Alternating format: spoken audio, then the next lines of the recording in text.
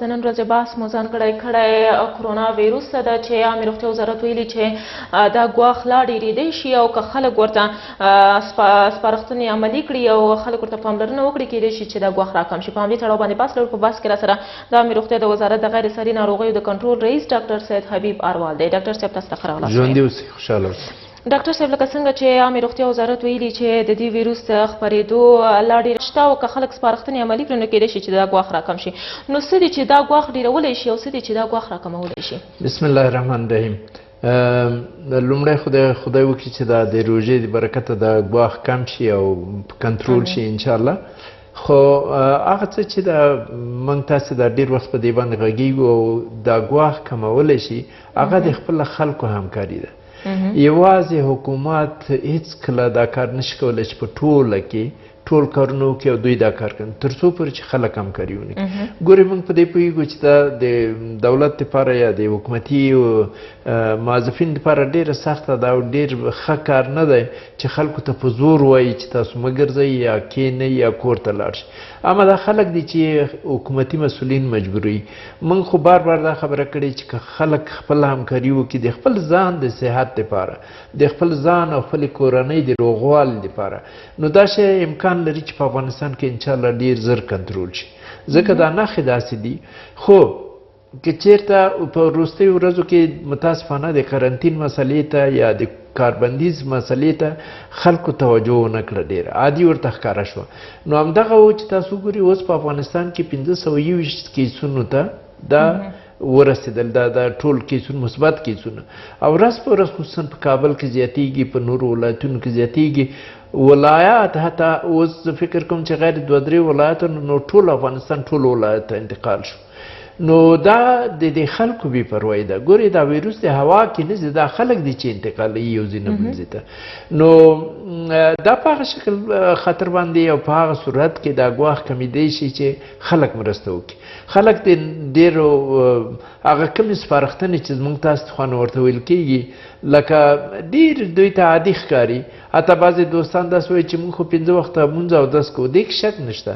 خو دا چې په دغه ترتیب باندې د دغه نوي دشمن سره څنګه مبارزه وکړو، یعنې دغه د کرونا یو نوی داسې یو دشمن دی چې ټوله دنیا یې حیرانه کړي. د دې سره په عادي لاس مینځلو باندې مشکله ده چې مبارزه وکړو. نو ځکه موږ وایو چې حد اقل په ورځ کې د 20 نه تر 1.5 ځله پورې د 20 ثانیو نه تر 1.5 ثانیو پورې یعنې خپل لاس په صابون او ګرمو اوبو باندې ومینځئ. نو دا په دې معنا چې دا ثابته شوې، دا طبابت ثابته کړې، دا وایي خبره نه ده. او دویم دا ده چې بس موږ وایو چې خولې، پوزې او سترګو ته لاس نه وړل دا یو عادت دی چې په لاس په مخ باندې لاس وهل متاسفانه چې دا ډېر خطرناک دی. د دې ویروس د انتقال لارې هم دا دي. که چېرته موږ داسې وکړو چې ولو که دستکشې مو ونه چو، ولو که مثلا په عادي توګه او بیرته خپل لاس رښتیا 1 ساعت 1.5 ساعت وروسته پاک په صابون ومینځو، موږ په امن کې یو. دوهم دا ده چې په غونډو کې برخه نه اخیستل. تاسو باور وکړئ زه دا پرون د جمعې د لمانځه نه وروسته ما د مکرانو په یو ساحه کې چې هلته پوه خلک اوسېږي هغلته ولیدل چې د یو میز شاوخوا ته تقریبا 20 کسه ناست وو او په ډېر نږدې ساحه کې په منځ کې هېڅ فاصله نه وه او دوی هلته سره قیسې وو، په خپل ساترې باندې اخته وو. نو زه ور وګرځېدم او ورنه مې هیله وکړه چې لطفا دغه کار تاسو ته تاوان کوي او دا فاصله وساتئ، دا ټوکې نه دي. نو زما هدف دا ده چې که زموږ عوام، زموږ خلک هغه که په کلي کې دي که ولسونو کې دي، اوس خو زه فکر کوم چې دغه پیغامونه به ټول افغانانو ته، ټولو خلکو ته رسېدلي. ځکه که چېرته موبایل تاسو وګورئ هغې کې زنګ وي، هغې کې اول پیام دا ده چې لاسونه په صابون ومینځئ، په یو ځای مه ګرځئ، دا وکړئ دا وکړئ. که تاسو هر تلویزیون تاسو روښانه کړئ نو هغې کې هر رادیو. نو زه فکر کوم دا فکر دا نظر د خلکو دا درست نه دی چې موږ نه یو پوه. ډاکټر صاحب لکه څنګه چې ګورو ورځ تر بلې دا ګرځبندي سختېږي، سړکونو کې چې چک پاینټونه اچول شوي دي، دفاعي ځواکونه راوتلي دي او خلکو باندې جبرن دا ګرځبندیز عملي کوي. خو بیا هم خلک څنګه چې ګورو ګڼه ګوڼه ډېره ده او خلک پلي ګرځي، نو دلته علت یې څه کیدی شي؟ ولې دا خلک دا ګرځبندیز نه عملي کوي؟ آیا علت یې غربت دی، ناپوهي ده که عامه پوهاوی سم نه ده شوی؟ دغه ټول فکتورونه سره لاس ورکوي. دې کې هم شک نشته موږ دا نه وایو چې عامه پوهاوی بیخي سل په سلو کې شوی، خو که په سل په سلو کې نه یي نو زه وایم چې 80 سلنه عامه پوهاوی شوی دی. تاسو به داسې دیوال پیدا نه کوئ چې په هغې باندې د کرونا د مخنیوي دپاره یو پیام نه وي. تاسو به دا رادیو، دا موبایل، دا شان مویل، حتی زموږ علما کرام په جماعتونو خطبو کې دا خبرې کوي. نو دا خبره خو تر زیاته حده پورې عملي شوې ده. اما دویمه خبره دا ده چې زموږ خلک متاسفانه دا چې خدای یو دې خلکو د حالت ته غربت ته ګوري او دې مظلومیت ته ګوري، لږ رحم په کوي، دا بېله خبره ده. که نه په نوره دنیا کې تاسو وګورئ چې هلته په سړک باندې خلک شټنکې وهي، راولیږي. نو که چېرته په افغانستان کې خدای مکړه دغسې حالات شروع شي نو بیا به زموږ خلک پوه شي. نو زموږ هیله د خلکو نه دا ده چې دغسې حالت ته د انتظار نه باسي. د دې حالات د مخنیوي دپاره، دې دپاره نه تداوي شته تر اوسه، نه دوا شته، نه علاج شته. یوازینی علاج وقایه او ځان ساتنه ده، خپله کورنۍ ساتنه ده، خپل خلکو ساتل دي. دې باندې موږ پوهېږو چې خلکو ته یوازې د خلکو بې پروایي ده، د خلکو بې پروایي ده. دې کې شک نشته چې د خلکو کې ټول راځي، چا دولتي مسؤلین هم پکې دي، دې کې تعلیم یافته او بې سواده خلک ټول دي. دا ټول باید دا بې پروایي ونه کړي. خدای مکه خو زه دا عرض کوم، دا خبره ستاسو خوا بیا اعلانوم چې زمونږ خلک چې غریب خلک دي، موږ د هغوی په مشکلاتو پوهېږو او موږ دا وینو چې ټول څومره د غربت نه رنځ جوړي. او دا هیله هم کوو د ټولو مړو خلکو نه چې خپل خوا او همسایګانو غریبو خلکو ته توجه وکړي، پام وکړي. خو د دې په خوا کې دا هم وایم د غریبو دوستانو او هیوادوالو ته، که تاسو بې پروایي وکړئ تاسو ته د هغه مړو خلکو نه ډېر خطر دی. ځکه که تاسو ته یو سړی په دې وخت کې مړ کېږي، خدای مکه، او یا په دغسې خطرناک مرض اخته کېږي، دا به ستاسو اقتصاد بیخي د صفر سره ضرب کړي. نو زه وایم چې یو څه وخت دپاره که دا کار ونه شي په ټوله نړۍ کې، تاسو وګورئ حتی په امریکا کې په لومړي ځل لږ څه په مغرورانه شکل دې ته وکتل شو چې په امریکې غوندې هېواد کې چې دومره هر څه پکې منظم دي، هلته داسې کېدل حتی تاسو به د ټرمپ خبرې اورېدلي چې په اوله کې په ډېر عادي توګه برخورد کوو، اما اوس د هغه خبرې واورئ. اوس د هند نه کومک غواړي، اوس د دنیا نه کومک غواړي. ډاکټر صاحب لکه څنګه چې ګورو سړکونو کې دفاعي ځواکونه راوتي دي، خو په ډېر عادي شکل باندې فکر نه کوئ چې د دې ویروس د مخنیوي دپاره باید دوی ته هم تدابیر ونیول شي، دوی هم باید مجهز شي د دې ویروس د مخنیوي دپاره؟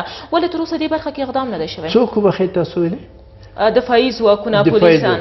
دې کې شک نشته چې ګورئ هغه ابتدایي دا اوس خو موږ په ټول نړۍ کې متاسفانه د ځینې احتیاطي تدابیرو د لوازمو نه مشکلاتو سره مخ یو. افغانستان هم پرون به تاسو اورېدلي چې د عامه روغتیا وزیر اعلان وکړي چې انشاءالله په نږدې راتلونکي کې به یو فابریکه دلته کار، یو کارخانه په کار شروع وکړي چې دلته به موږ خپله ماسکونه او هغه نور ضروري مواد چې دي ځان د حفاظت دپاره ضروري دي هغه به تولیدېږي. غیر د هغې نه د دنیا نه د دې واردولو د دې اخیستل دا ډېر ناممکن او مشکل کار دی. نو بیا یو ډېر اسانه طریقې چې موږ تاسو افغانستان کې الحمدلله ټول خلک ټیکري او څادر دا شیان استعمالوي، چادري څادر، د همدې نه د استفاده وکړي د خپل مخ پوزو پټولو په خاطر باندې. او د دې په خوا کې ما موږ مخکې وویلې چې دا حتمي نه ده چې د 1000 روپیو د لاس مینځلو ضد عفوني مواد دې واخلي. دوی په کور کې که صابون لري، که هېڅ صابون نه لري، حتی هغه سرې اوبه چې په کور کې پیدا کېږي د چایو دپاره، هماغه باندې خپل لاسونه لږ پاک ومینځي. نو دا هغه شیان دي چې دوی نه، او په د پولیسو عسکرو دوی لپاره بالکل ضرور دي. زه فکر کوم چې په دې باندې دفاعي ځواکونو د مسؤلینو سره د عامه روغتیا د وزارت نه خبره هم شوې، هغوی خپل صحي ټیمونه هم لري، دا خبرې ته متوجه دي. نه یوازې دا چې هغوی ته ضرور دی، بلکې هر هغه څوک، هر انسان چې په دې ټولنه کې ژوند کوي. تاسو ولیدل چې د برټانیې لومړی وزیر یا صدر اعظم په خپله بستر دی. یعنی دی هیڅ چاته دا پام دا پکې دوست دشمن او غریب او آباد او دا نه لري. نو دوی ټول ته پکار ده چې توجه وکړي، پاملرنه ورته کړي. دې کې هم شک نشته دی چې موږ الحمدلله مسلمانان یو او دې ته ګورو چې خدای به رحم کوي او دا په هر 100 کاله بعد دغسې یو اپیډمیان پیدا. خو خدای پاک په موږ باندې هم امتحان کوي چې موږ څه کوو. آیا موږ ته هغه عقل چې خدای راکړی د هغې نه ګټه اخلو که نه اخلو؟ هغه تدابیر چې موږ ته د یوازې طبیبان نه بلکې عالمان د خوا نه ویل کېږي هغه موږ عملي کوو که نه عملي کوو. نو که دغه شیان موږ عملي کړو او د اسلام د نظره هر هغه څه چې موږ تاسو ته اسلام حکم کوي هغه په صحیح توګه باندې عملي کړو، اپیډیمي په حالت کې یا دغسې وبا په حالت کې موږ څنګه یو د بل نه لرې پاتې شو، کورونو ته لاړ شو، کور کې پاتې شو، نو دا کار به انشاءالله د کنټرول وړ دی، ډېر ژر به کنټرول شي. لکه څنګه چې ګورو د دې ویروس له امله په هرات کې، په مزار کې، په کابل کې ډېری خلک مړه هم شو. خلک داسې اندېښنې لري چې د مړینې کچه په افغانستان کې نسبت چې دا اعلان شوې ده له دې نه ډېره ده. دا اندېښنې تر کومه سمې دي او څنګه چې ګورو خلکو ته یو قسم روحي تکلیف هم را پیدا کړی دی؟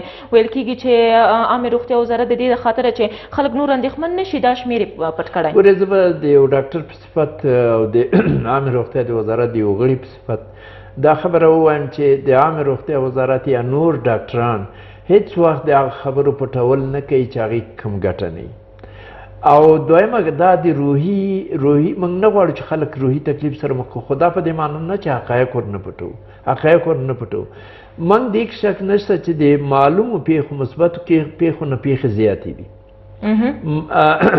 دا ولې زیاتې دا بیا هم دې خلکو ته راجع کېږي. زموږ ډېر خلک چې موږ ورته بار بار ویلي چې که دغه علایمو نښې په تاسو کې لیدل کېږي لطفا تاسو خپلو مرکزونو ته کوم ځای کې چې دا معاینات کېږي هلته راشئ چې ستاسو معاینات وشي. ډاکټر صاحب دا کسان چې مړه شوي دي نه کوم انځور کوم څه شواهد له دې نه نشته او رسنیو ته کوم څه انځور نه دی ورکړل شوی، نو خلک وایي داسې اندېښنه شته چې دا یو قسم رواني جګړه ده. دې کې شک نشته چې دا رواني تاثیرات ولري، خو دا رواني جګړه نه ده، دا یو حقیقي جګړه ده. دا د یو داسې دښمن سره جګړه ده چې په سترګو نه لیدل کېږي. او حتی دا وګورئ دا کرونا وایرس چې دی دا وایرس اصلا دا یو ژوندی جسم هم نه دی، دا داسې یو جسم دی، یو مالیکول دی چې دا په غوړ کې پوښل شوی دی او دا دومره خطرناک دی چې په سترګو خو نه لیدل کېږي. اما د دې عملیات ته تاسو ګورئ چې دنیا لرو برې په خطر کې د دې دا رواني نه بلکې حقیقي بیولوژیکي جګړه ده، دا طبي جګړه ده. په دې کې د خلکو مقاومت پکار دی، د خلکو سپارښتنو عملي کول پکار دی او خلک دی دغه څه چې ګورئ کله چې دا په ټولنه کې نه پاتې کېږي چې که زموږ تاسو په کومه ساحه کې اوسېږو چې هلته خدای مکړه څوک مړ شي او څوک په خبر نه شي، نو دا خبره درسته نه ده. خو دا دې کې شک نشته چې ځینې خلک به داسې هم مړه شوي چې وزارت به په خبر نه وي، ځینې خلک به داسې مړه شوي چې هغو به معاینات ته نه راغلي. دا اوس هم خلک متاسفانه د قرنطین نه هېرېږي، وایي چې او کال ته لاړ شم بیا مې قرنطین کوي. نو دا تا ته تاوان څه دی؟ هلته خو ته لاړ شي دوا خو د دې نه ستا په کور کې شته او نه په ژبخانه کې، خو هلته د هغه ترتیب چې څه ترتیب ته جلا وساتل چې څه خوراکونه استفاده او ګټه واخلي هغه خو شته. همدا اوس موږ د افغان جاپان د کابل شبخانه په دې کې خالي بسترونه دي، اما هغه کیسونه چې په کابل کې دي د هغې نه زیات دي. موږ په دې پوهېږو، دې باندې اعتراف کوو، اما دا د خلکو ناپوهي ده. وګورئ دا پرون چې کوم کیسونه خلکو په اجتماعي رسنیو کې په فیسبوکونو کې نشر کړي وو، د عامې روغتیا وزارت د ټیمونو د هلو ځلو په واسطه ځینې پیدا شو او د هغوی نه سمپلې واخیستل شوې. ګورئ کله چې د علایم په تاسو کې پیدا کېږي یوه خبره ډېره مهمه ده چې زه دوستانو ته د مشکوک کیس دا بیا وایم چې مشکوک کیس یا دې ته داسې کس چې هغه باندې موږ شک کوو چې دا به کرونا هغه دی چې یوازې ریزش نه دی، یوازې ټوخی نه دی. که د ریزش ټوخي هغه علایم چې سخته تبه، سخت درد او د ستوني درد ورسره و او وچ ټوخی ورسره موجود، خو یوه تاریخچه د ټولو نه مهمه ده چې آیا په تیرو یو میاشت کې حتی دې کس د یو داسې کس سره چې خارج نه راغلی لیدلي، کیدای شي خارج نه چې راغلی کس خپله نه وي مبتلا شي خو بل ته انتقالولی شي.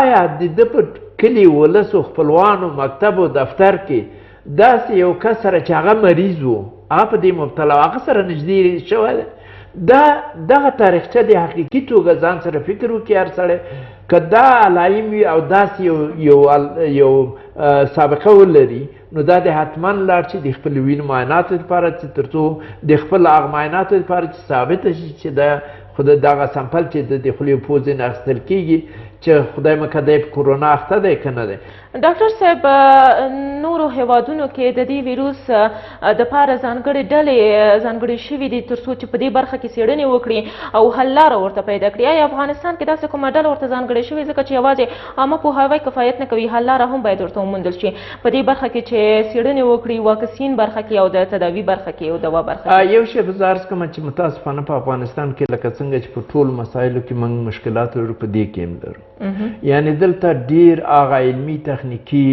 ټیم چې په دې سطح باندې تحقیقات وکړي موږ نه لرو خو زموږ داسې علمي ټیمونه د عامه روغتیا د وزارت په چوکاټ کې شته چې شپه ورځ بیروني جهاني تحقیقات او تجارب مطالعه کوي او د هغې په رڼا کې خپلو خلکو ته معلومات ورکوي یعنی که زه خپله څېړنه نشته خو د نړۍ په څېړنه همدغه زموږ څېړنې دي چې نړۍ څېړنه او بیا هغه د افغانستان د حالاتو سره تطابق ورکړو چې دلته دا څنګه دي د روغتیا نړیوال سازمان جهاني مسؤلیت لري هغوی دا څېړنې کوي چې ورځ په ورځ متاسفانه ډېر تحقیقاتو کې د دغه نوي دښمن سره تغیرات هم راځي او د افغانستان کې خو یو شی زه ډاډ ورکوم چې په افغانستان کې نن سبا د حکومتي لوړ پوړو چارواکو نه نیولې تر لاندې خلکو پورې ټول دې ته متوجه دي شپه ورځ خپل کارونه کوي مطالعې کوي که چېرته نوي مسایلو سره مخ کېږي نو په هماغه وخت باندې به انشاءالله خلک په جریان کې اچي او امیدوار یو چې د ډېرو هیوادونو نه اوس هم انشاءالله زموږ حالت ښه دی کېدای شي د خلکو صداقت ایمانداري او اخلاص وي امیدوار یو چې ډېر زر خدای پاک د دې وبا مخنیوی وکړي ډېره زیاته مننه کور ودان چې خپرونې ته راغلی ژوندي اوسئ سلامت اوس هم زه لنډه دمه اخلو بېرته راګرځو د خبرونه